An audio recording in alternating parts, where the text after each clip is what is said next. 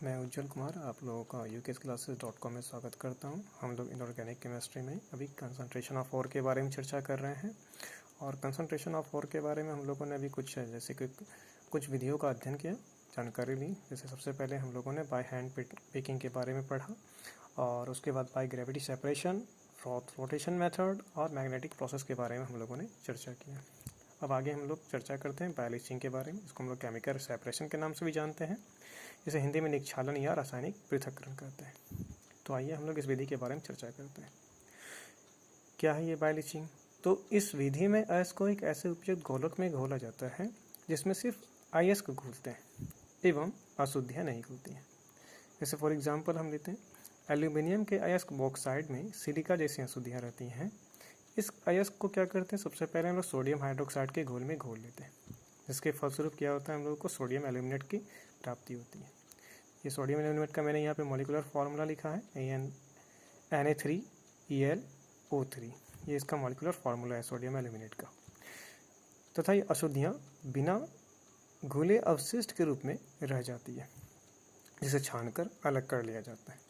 इसके पश्चात घोल में हम लोग एल्यूमिनियम हाइड्रोक्साइड का अपक्षेप मिलाकर गर्म किया जाता है, जिसके फलस्वरूप सोडियम एल्यूमिनेट AlOH3 में परिवर्तित हो जाता है, जिसे छानकर सुखा लिया जाता है और गर्म करने के पश्चात हमें शुद्ध एल्यूमिना की प्राप्ति होती है। जैसा कि मैंने यहाँ पर नीचे इसके समीकरण को लिखा है, जैसे कि जो इक्वेशंस है, जो अभिक्रिया होती है, रिएक्शन होती है एल्यूमिना, जैसे कि हम लोग क्या करते हैं, उसको पीस करके सोडियम हाइड्रोक्साइड के यहाँ पे एक्वस सॉल्यूशन में हम लोग मिला देते हैं, तो हम लोगों को सोडियम यहाँ पे एल्यूमिनेट की प्राप्ति हो जाती है। और फिर सोडियम एल्यूमिनेट को हम लोग क्या करते हैं, छान लेते हैं। तो छानने के में हम लोगों को क्या मिलते हैं, एल्यूमिना।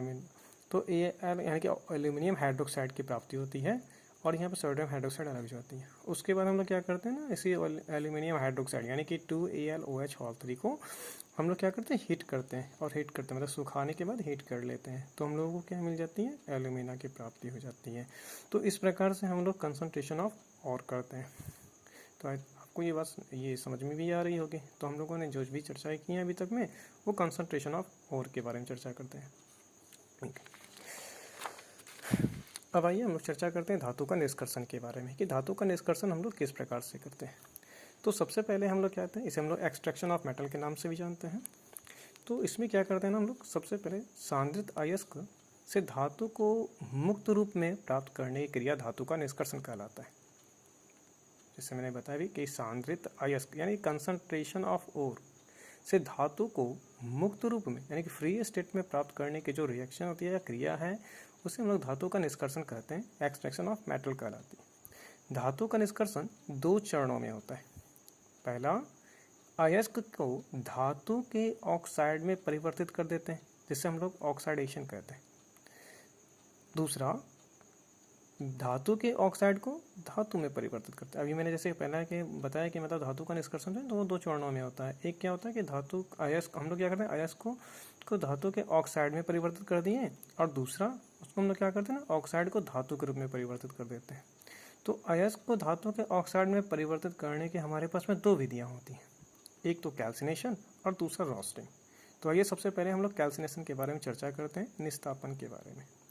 तो वह रासायनिक प्रतिक्रिया जिसमें अयस्क को हवा की अनुपस्थिति में यानी कि एब्सेंट में उसके गलनांक के नीचे कस के गर्म करते हैं, जिसके फलस्वरूप क्या होता है, अयस्क ऑक्साइड में परिवर्तित हो जाता है और ये क्रिया जो है वो निस्तापन कहलाती है, जिसे हम लोग कैल्सिनेशन कहते हैं।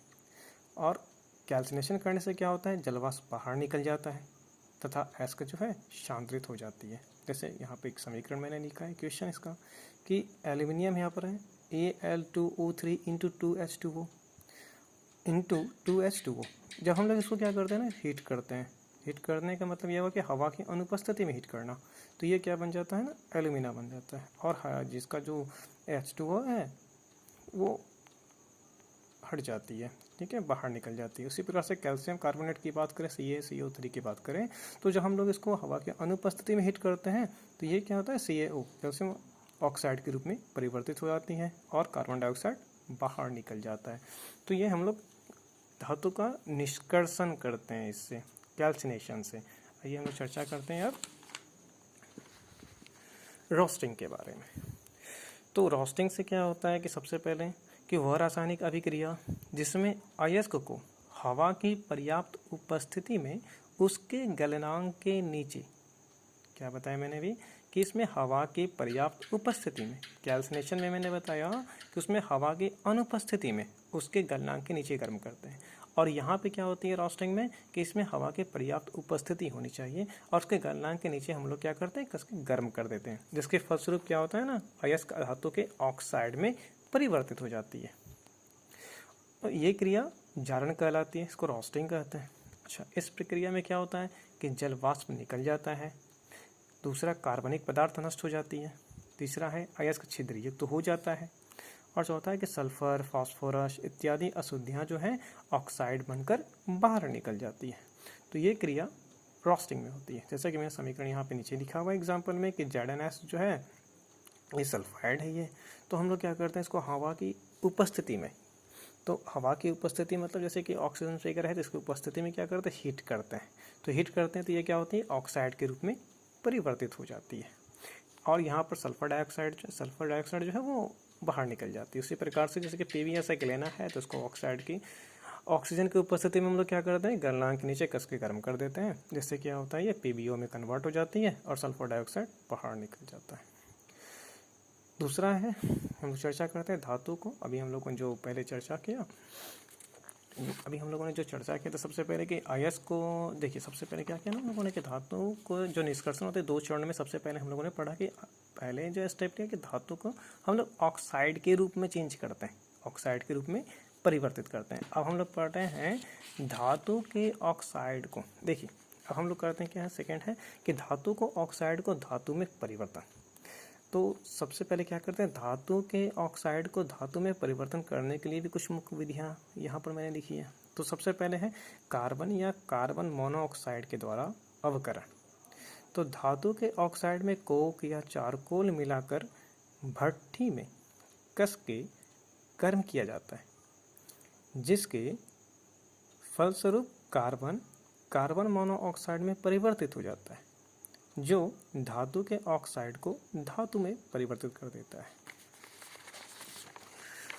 जैसे जिंक ऑक्साइड है, तो जिंक ऑक्साइड को हम लोग क्या करते हैं ना, कोक के साथ में कार्बन के साथ में रिएक्ट करते हैं, हीट करते हैं तो जिंक मिलता है और कार्बन मोनोऑक्साइड बाहर निकल जाती है। उसी प्रकार से PbO है, कार्बन के साथ में रिएक्ट करता है और PbO बनता है और कार्बन डाइऑक्साइड बाहर निकल जाती है। उसी प्रकार से एक और विधि है कि एल्यूमिनियम के द्वारा अवकरण। तो एल्यूमिनियम के द्वारा अवकरण किस प्रकार से करते हैं कि तो जिन धातु के ऑक्साइड को कार्बन या कार्बन मोनोऑक्साइड के द्वारा धातु में अवकृत नहीं किया जा सकता है, वैसे धातु का अवकरण एल्यूमिनियम के द्वारा किया जाता है। जैसे क्रोमियम, मैग्नीशियम, ATC इत्यादि के ऑक्साइड उच्च ताप पर यानी कि हाई टेम्परेचर पर क्या होता है, कार्बाइड में परिवर्तित हो जाता है। इसीलिए इसका अवकरण हम लोग कार्बन या कार्बन मोनोऑक्साइड के द्वारा नहीं करते हैं। धातु के ऑक्साइड को एल्यूमिनियम के चूर्ण के साथ मिलाकर एक बर्तन में लिया जाता है तथा मैग्नीशियम के जलते हुए रिबन से मिश्रण में आग लगा दिया जाता है, जिसके फलस्वरूप पर्याप्त हीट यानी कि ऊष्मा उत्पन्न होती है और इसी ताप पर ऑक्साइड एल्यूमिनियम से प्रतिक्रिया करके धातु में परिवर्तित हो जाता है।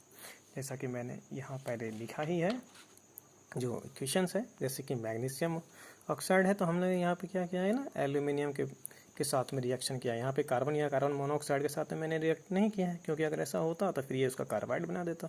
इसलिए हम लोग क्या करते हैं ना, एल्यूमिनियम के चूर्ण के साथ में रिजेक्ट करते हैं। तो यहाँ पर क्या बना, देखिए मैग्नीज बाहर आ गया। उसी प्रकार से क्रोमियम ऑक्साइड है, इसको एल्यूमिनियम के चूर्ण के साथ में रिएक्ट करते हैं तो हम लोग को क्रोमियम की प्राप्ति हो जाती है। तो आई थिंक आपको ये वीडियो अच्छी लग रही है तो इसे लाइक करें, सब्सक्राइब करें और बेल आइकन दबाएं और ज़्यादा से ज़्यादा शेयर करें। धन्यवाद।